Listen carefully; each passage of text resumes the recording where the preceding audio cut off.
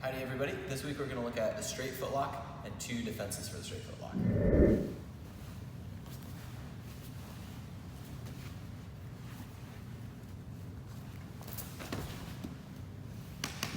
So, attacking the straight foot lock well, in my opinion, is at least half about how you hold the foot. Okay, and gripping the foot properly will set you up for success. Gripping the foot improperly will mostly result in failure. You won't get enough pressure on the lock, okay? So, let's talk about, I'm always gonna start with my knee up in the middle. I just opened my partner's guard. Okay, I wanna begin by, I like scooping the heel, okay, and I wanna put my partner's toes into my armpit, okay? And in fact, the one I just demonstrated was probably a little shallow, if anything, okay? So I wanna get up and put my partner's toes into my armpit, and then I bite with placing the bladed edge of my wrist against my partner's Achilles tendon. And in the gi in particular, I like to feed my grip to my lapel, and I need to make sure that I maintain a thumb up position with my wrist, because this puts the blade of my wrist on my partner's Achilles tendon.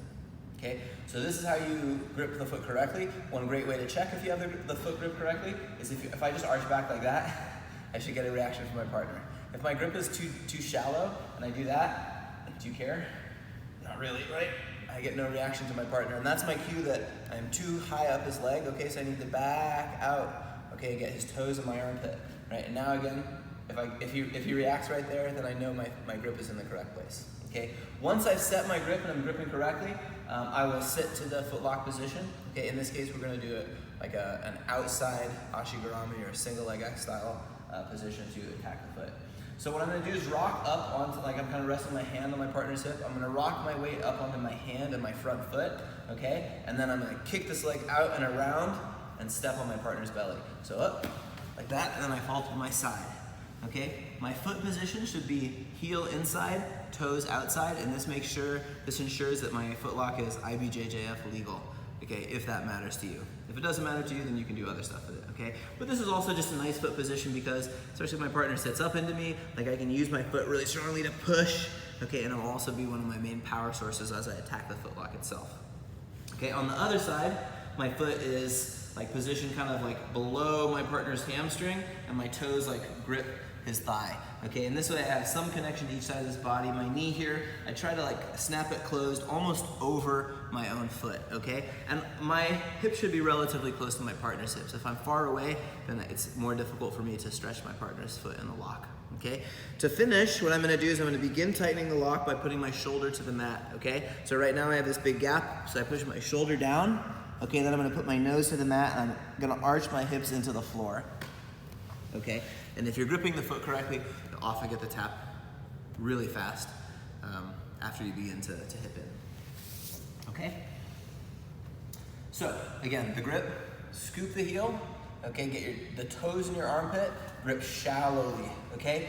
This is an important detail, and so like I have my kind of an empty space on the outside of between his foot and my elbow, okay? I don't wanna over grip. If you grip too tightly, so sometimes a common beginner mistake is people, like I really try and get my elbow in against his heel, but that puts the soft part of my arm against Conan's Achilles tendon, and it's way less uncomfortable, right? So I want the bladed edge of my wrist against his Achilles tendon. I want to show one more detail about the grip. I mentioned how I don't want to over wrap my arm, so I don't punch my hand too far through, okay? But instead, my elbow is going to stick way out, and that's because it allows my hand to come up high. All right, and we're gonna deal with this space in a moment. So basically I sit to my foot lock like this, and when I'm ready to go for the foot lock, I just close my elbow, and that takes that space away. And actually you can already see that that's begun to bend my partner's foot, and it's gotten his attention, and I won't have to arch into it far before I get the tap. Okay, one last thing that I wanted to mention is the position of my grip. Okay, one way that you can lose the submission, this is one of the reasons I favor the collar grip, because if you do this, you won't make this mistake. But if your grip slips low down your belly, you lose a lot of power in the foot lock, okay? And so, like if you're doing a no-gi grip and you're having to use like a guillotine grip, it's important that you keep your hands up high. That's right, strong, right? But if I put my hand down by my belly button, it takes a lot longer and a lot more work before I get a response from my partner, okay? So my grip should be on my wrist, my elbow sticks out, and I'm hiking my hand up high on my chest to get good pressure as I attack. Okay. Again, once I go, I'm gonna sit. Okay, and fall to here, right? My foot here and this knee and foot are what push my partner away. Okay, so sometimes it's hard to see if you're gripping the foot really well because your arch is going to be really small. So I'm gonna make my grip more wrong so that I can exaggerate my hip motion without hurting my partner.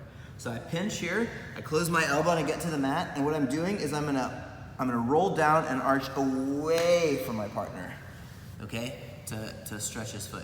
Okay, so there's a big, like I'm starting quite bent, right? Holding my foot lock position, starting really bent, and then pushing my partner away, arching my body into the submission to create the pressure to stretch his foot. You can attack this from a number of alternate leg positions, okay? So I could certainly do this from the one that we just did, okay? You'll come in like this, so this is good. This is also good.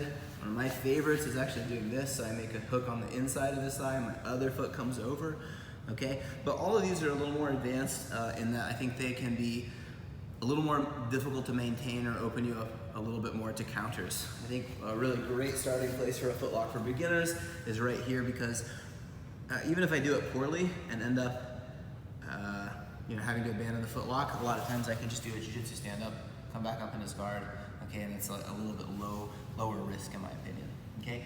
So it's certainly not like a necessarily an inherently superior position, but I think it's a harder position to get yourself into trouble from, and so that's one reason that I favor it for people who are just learning.